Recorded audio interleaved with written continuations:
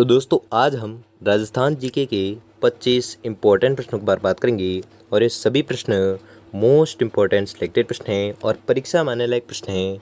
और अगर आप राजस्थान बीएसटीसी की तैयारी कर रहे हो तो ये वीडियो आपके लिए बहुत ही ज़्यादा हेल्पफुल होने वाला है, इसलिए इस वीडियो को आप अंत तक ज़रूर देखें। तो चलो वीडियो को शुरू करते हैं।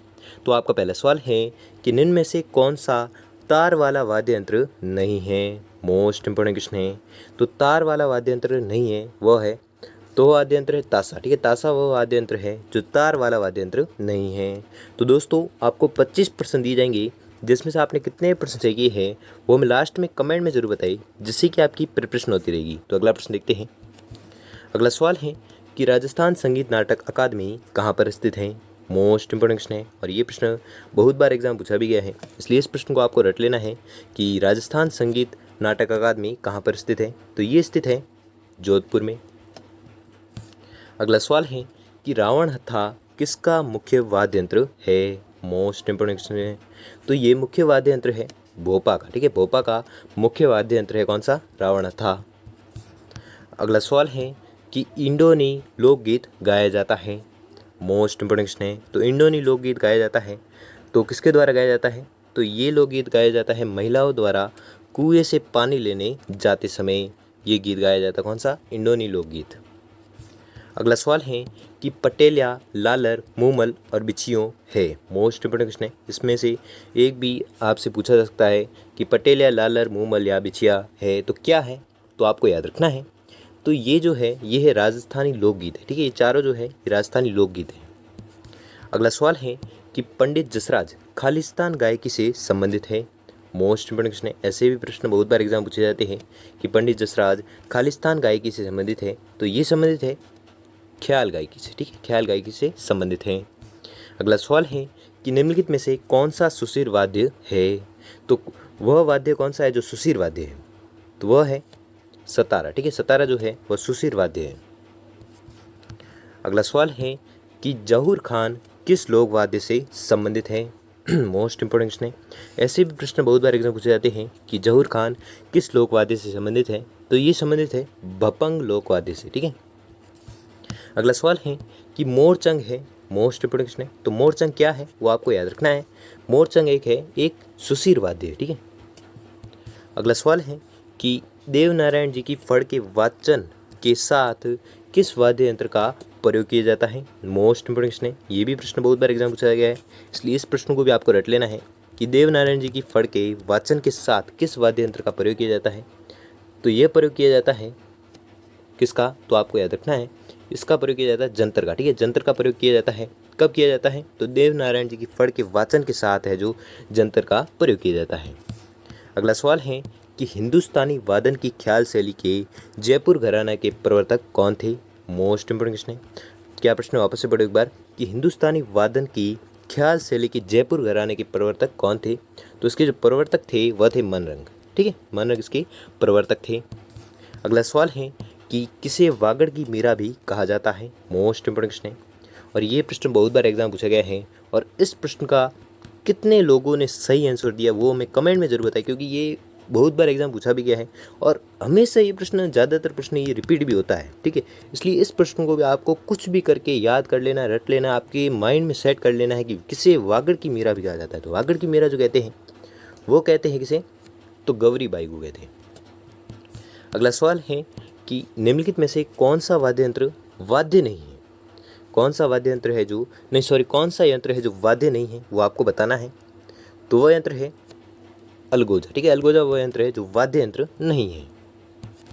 अगला सवाल है कि नाथद्वारा के डांग नृत्य में निम्न वाद्य यंत्र का प्रयोग किया जाता है। तो क्या प्रश्न वापस से पढ़ो एक बार कि नाथद्वारा के डांग नृत्य में निम्न वाद्य यंत्र का प्रयोग किया जाता है। तो कौन से वाद्य यंत्र का प्रयोग किया जाता है वो आपको बताना है। तो इसमें प्रयोग किया जाता है उपरोक्त सभी का। ठीक है, ढोल, मांडल, थाली, इन तीनों का प्रयोग किया जाता है कहाँ पर, डांग नृत्य में। ठीक है। अगला सवाल है कि रबाब, चिकारा और चौतारा किस प्रकार के वाद्य यंत्र है। मोस्ट इंपोर्टेंट क्वेश्चन है। क्या प्रश्न वापस पढ़ो कि रबाब, चिकारा और चौतारा किस प्रकार के वाद्य यंत्र है। तो ये जो वाद्य यंत्र है ये है तत्वाद्य यंत्र। ठीक है। अगला सवाल है कि शांता गांधी द्वारा रचित नाटक जश्न ओढ़न किस गायन शैली में विश्व के कई देशों में मंचित किया जा चुका है? क्या प्रश्न वापस से पढ़ो एक बार कि शांता गांधी द्वारा रचित नाटक, ठीक है, कौन सा नाटक रचित है? जसमोडर्न। ये किसके द्वारा रचित है? तो शांता गांधी द्वारा रचित है। और यह किस गायन शैली में विश्व के कई देशों में मंचित किया जा चुका है? तो वह गायन शैली है कौन सी? तो वह शैली है भवाई शैली, ठीक है। भवाई शैली में विश्व के कई देशों में मंचित किया जा चुका है कौन सा नाटक? तो जसमोडर्न। और ये किसके द्वारा रचित है? तो शांता गांधी द्वारा रचित है। अगला सवाल है कि निम्नलिखित में से कौन सा सुशीर वाद्य यंत्र नहीं है? तो वह वाद्य यंत्र कौन सा है जो सुशीर नहीं है? तो वो आपको बताना है। तो वह है कौन सा? तो वह है कामायाचा, ठीक है। कामायाचा जो है वह सुशीर वाद्य यंत्र नहीं है। अगला सवाल है कि राजस्थान के पंडित शिव कुमार शर्मा का संबंध किस वाद्य यंत्र से है? मोस्ट इंपोर्टेंट क्वेश्चन है। क्या प्रश्न वापस से पढ़ो एक बार कि शिव कुमार शर्मा का संबंध किस वाद्य यंत्र से है? तो इनका जो संबंध है वह संतूर वाद्य यंत्र से, ठीक है। अगला सवाल है कि राजस्थान का निम्नलिखित में से कौन सा प्रसिद्ध संगीतकार और विशेषज्ञता सही सुमिलित नहीं है? ठीक है, प्रसिद्ध संगीतकार और विशेषज्ञता में कौन सा युग्म है जो सही सुमिलित नहीं है, वो आपको बताना है। तो वह युग्म है सुल्तान खां और कामायाचा, ठीक है। ये जो युग्म है जो ये सही सुमिलित नहीं है। अगला सवाल है कि प्रसिद्ध राजस्थानी लोकगीत पाथल और पीथल के रचयिता है। मोस्ट इंपोर्टेंट क्वेश्चन है और ये भी प्रश्न बहुत बार रिपीट भी हो चुका है, इसलिए इस प्रश्न को भी आपको रट लेना है कि प्रसिद्ध राजस्थानी लोकगीत पाथल और पीथल के रचयिता है। तो इसके जो रचयिता है वह है कन्हैया लाल सेठैया, ठीक है। कन्हैया लाल सेठैया रचयिता है किसके? पाथल और पीथल के। अगला सवाल है और 21वां सवाल है कि राजस्थान में जोरवा गीत है। मोस्ट इंपोर्टेंट क्वेश्चन है, ऐसे भी प्रश्न बहुत बार एग्जाम पूछे जाते हैं कि राजस्थान में जोरवा गीत है तो कैसा गीत है जोरवा? तो यह एक विरह गीत है, ठीक है। एक विरह गीत है कौन सा? जोरवा। अगला सवाल है कि निम्नलिखित में से कौन सा मिलान सही नहीं है? कौन सा मिलान है जो एकदम गलत है या सही नहीं है, वो आपको बताना है। तो वह मिलान है रविशंकर नड़वादक। ये जो मिलान है ये सही नहीं है। अगला सवाल है कि जंतर वाद्य यंत्र किसके द्वारा बजाया जाता है? मोस्ट इंपोर्टेंट क्वेश्चन है, ऐसे भी प्रश्न बहुत बार एग्जाम पूछे जाते हैं, इसलिए यह भी प्रश्न एग्जाम में आ सकता है, इसलिए इस प्रश्न को आपको रट लेना है कि जंतर वाद्य यंत्र किसके द्वारा बजाया जाता है? तो ये वाद्य यंत्र जो है ये बजाया जाता है किसके द्वारा? तो ये बजाया जाता है देवनारायण जी के भोपे द्वारा, ठीक है। अगला सवाल है कि अधोलिखित में से वाद्य यंत्र का प्रकार वाद्य यंत्र असंगत युग्म है। क्या प्रश्न वापस से पढ़ो एक बार कि अधोलिखित में से यानी कि इनमें से वाद्य यंत्र का प्रकार और वाद्य यंत्र जो सही सुमिलित नहीं है वो आपको बताना है, यानी कौन सा युग्म है जो इसमें से सही सुमिलित नहीं है। तो वह युग्म है अवनद वाद्य जंतर। ये जो युग्म है ये सही सम्मिलित नहीं है।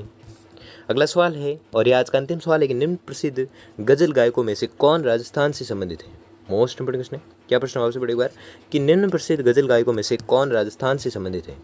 तो वह है जगजीत सिंह, ठीक है। जगजीत सिंह वह गजल गायक हैं जो राजस्थान से संबंधित है, ठीक है। तो दोस्तों आपको 25 प्रश्न दिए थे, जिसमें से आपने कितने प्रश्न सही किए हैं वो हमें जल्दी से जल्दी कमेंट करके जरूर बताएं। अगर आपके लिए वीडियो थोड़ा भी हेल्पफुल साबित हुआ तो वीडियो को लाइक और चैनल पर नए तो चैनल को सब्सक्राइब कर लीजिए और बेल आइकन को प्रेस कर लीजिए जिससे कि वीडियो की नोटिफिकेशन आपको मिलती रहेगी। धन्यवाद।